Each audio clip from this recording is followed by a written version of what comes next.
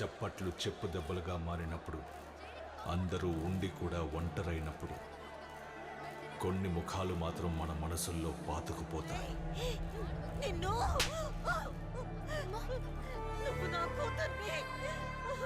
కొన్ని మాటలు కూడా. మిమ్మల్ని ఇప్పుడు ఎలా ఓదార్చాలో నాకు తెలియడం లేదు. బాధపడకండి. మీలాంటి వాళ్ళకి ఆ దేవుడు ఎప్పుడూ మంచే చేస్తాడు.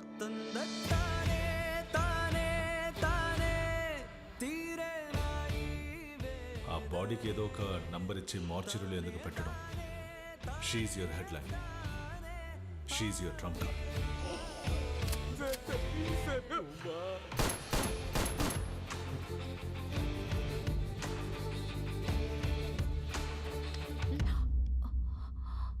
నేను చేసిన పాపాల వల్లే నా కొడుకుకి ఈ పరిస్థితి వచ్చింది. ప్రశాంతంగా నిద్ర కూడా పట్టట్లేదు. నాకు నా బాబు కావాలి. దానికి బదులుగా నేను కోల్పోయేది మీ కెరియర్ అయినా సరే, లేక మిమ్మల్ని అయినా సరే, ఎలాగైనా సరే నాకు నా కొడుకు కావాలి. ఆ తర్వాత నా ప్రయాణం మొదలైంది. వచ్చిన దారిలోనే మళ్ళీ వెళ్ళాను. అవే పాత మొహాలు. నిజం కోసం మొదలెట్టిన ప్రయాణం. ఆ ప్రయాణంలో ఎన్నో తెలియని నిజాలు బయటపడ్డాయి. మూర్తి, వీటన్నిటిని ఫైల్ చేసి దాచండి. Strictly confidential. సెంట్రల్ యూనివర్సిటీలో పనిచేస్తున్న లేడీ ప్రొఫెసర్ బాడీ సిటీ అవుట్స్కట్స్లో ఉన్న హైవేలో ఉందట. Hit and run sir. Siddha, yes sir. కొద్ది రోజుల క్రితం జరిగిన ఆ highway hit and run case ఉంది. అది ఏ jurisdiction? I think it's Saint Thomas Mount sir. Sir, ఇది ట్రాఫిక్ నుంచి వచ్చిన లిస్ట్. సార్, మీరు చెప్పిన టైంలో నుంచి 1 అవర్ ప్రాక్సిమిటీలో సెయింట్ థామస్ మౌంట్ స్పీడ్ రాడార్లో డిటెక్ట్ అయిన వెహికల్స్ లిస్ట్ ఇది.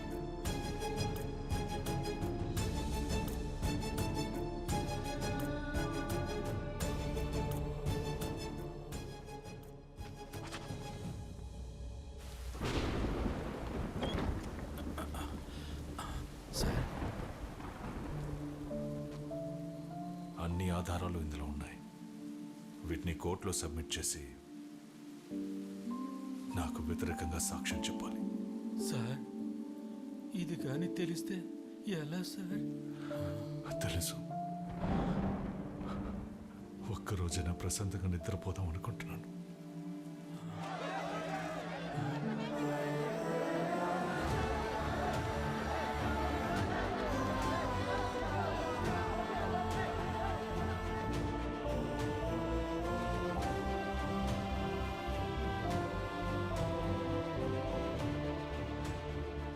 సార్, ఆ ప్రొఫెసర్ని అరెస్ట్ చేశారు. శ్రీదేవి ఇప్పుడు స్కూల్కి వెళ్తుంది. సార్, ఇప్పుడు మీరు ఎలా ఉన్నారు సార్?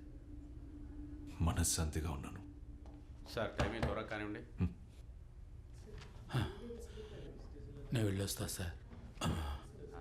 ఏంటి సార్ సంగతిలో?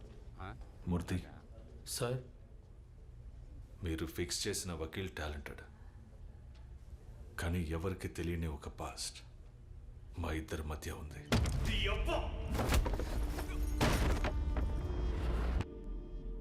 సార్, ఆయన వాదించింది మీ కేసు మాత్రమే కాదు సార్. ఆయన ఇప్పుడు వాదించింది ఆయన కేసే సార్. ఆయన వకీల్ యూనిఫామ్ వేసుకోవడానికి ముందే ఇంకో యూనిఫామ్ కూడా వేసుకున్నారు. న్యాయాన్ని కాపాడడానికే ఆయన ఆ యూనిఫామ్ ఎంచుకున్నారు. One final question, Mr. Aravind. You are a gold medalist in law from Delhi University. Then why civil service?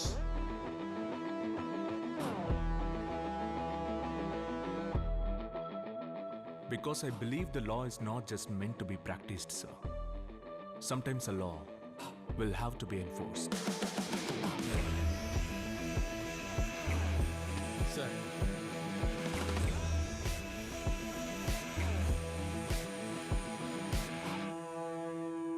కానీ ఆ యూనిఫామే ఆయన్ని శిక్షించింది. ఆయనతో పాటు ఉన్నోళ్లే ఆయనకు ద్రోహం చేశారు. ఆ ఆయన ఎంతో గొప్పగా భావించిన చట్టమే ఆయన చేతులకు సంకెళ్ళు వేయించింది. ఒక వ్యక్తి తన జీవితంలో ఎంత ఆవేదనను అనుభవించగలడో అంతకన్నా ఎక్కువగానే అనుభవించారు. ఆయన ఆవేదనను నేను చూశాను. This is ridiculous. ఎన్ని రోజులు మీరు ఇలా అరవింద్ దాచిపెడతారు? I don't understand this. వాళ్ళ ఆవిడ గురించి తలుచుకుంటేనే సార్.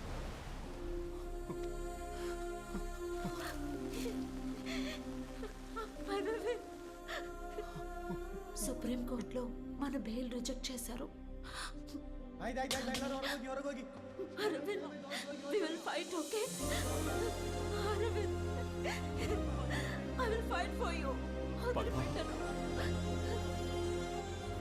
కానీ ఆ సంకెళ్ళు వేసిన చేతికే ఈ కేసు వెళ్ళాలన్నది మనం నిర్ణయించింది కాదు సార్. అదే సార్ విధి.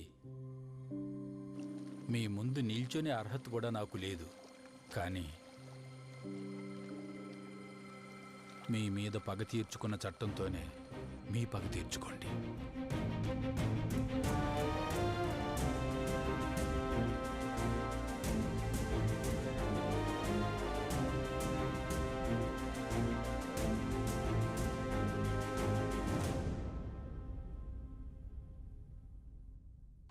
ఎన్నో విమర్శనలకి ఆరోపణలకి మధ్య ప్రస్తుత మినిస్టర్ సీఎం క్యాండిడేట్ అయినటువంటి నాగేశ్వరరావు మీదే అందరి దృష్టి పడి, అంతేకాకుండా ప్రతిపక్షం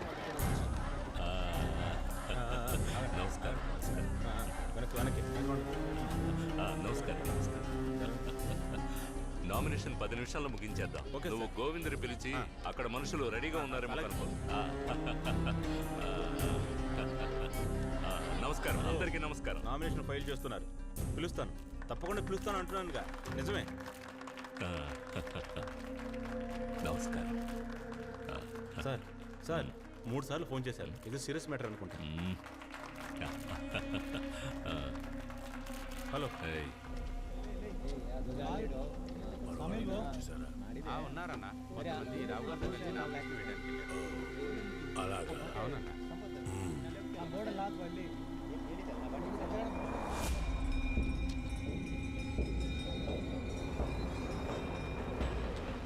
ఎలక్షన్లు రాబోతున్నాయి.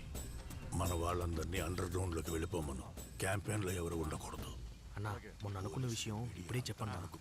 అది ఇప్పుడు ఎందుకు, తర్వాత మాట్లాడదాం.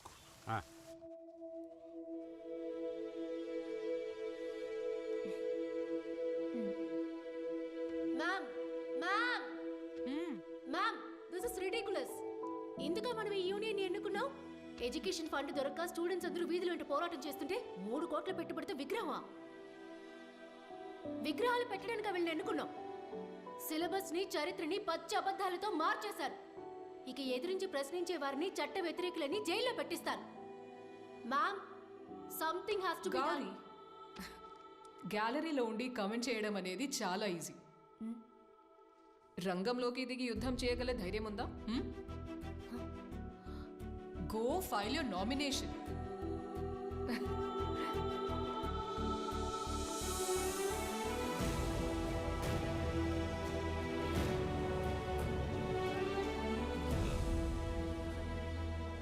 ఈ కాలేజీ పిల్లలు మన పార్టీ వాళ్ళేనా?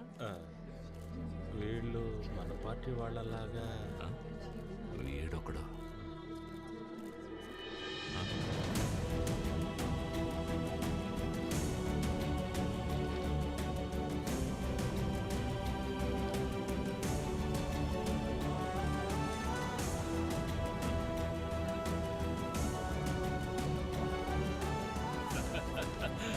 రావాలి, యువత రావాలి.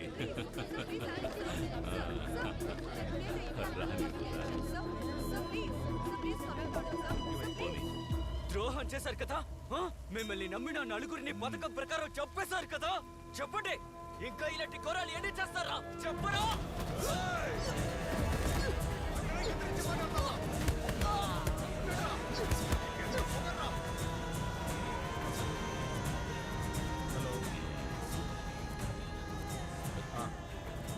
మాట్లాడచ్చు. ఉన్నాను సార్. సార్ ఉదయం ఫోన్ చేసిన అతను. హలో, హోమ్ మినిస్టర్ని మాట్లాడుతున్నా.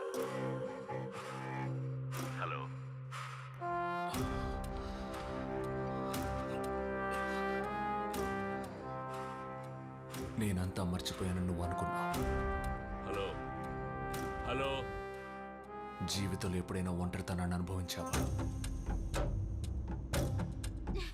కావలసిన వాళ్ళని కోల్పోయిన బాధను అనుభవించావా?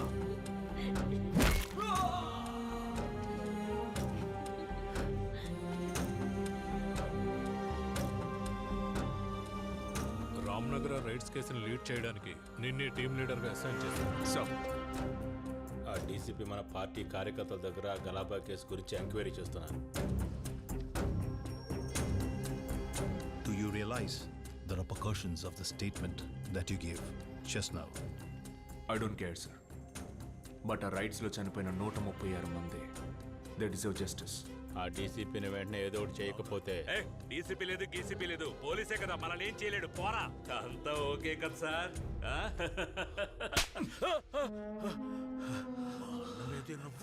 136 మంది, 23 మంది చిన్నపిల్లలు. ఈ ఒక్కొక్క ప్రాణానికి నీ చేత సమాధానం చెప్పిస్తాను. ఇక మీదటేరా నీకు పతనం ప్రారంభం కాబోతుంది.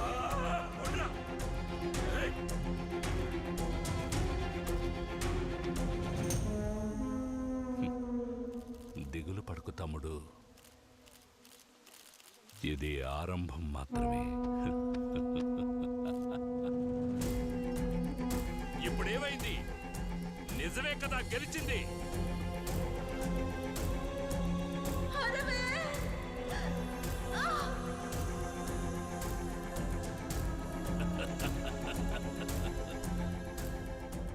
నేను నీకు దగ్గర చాలాసేపు అయింది.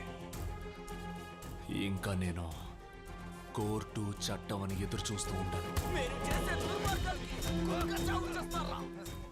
ఇప్పుడు ఎందుకు వాడిని కొడుతున్నారు? వాడు మన మనిషన్నా?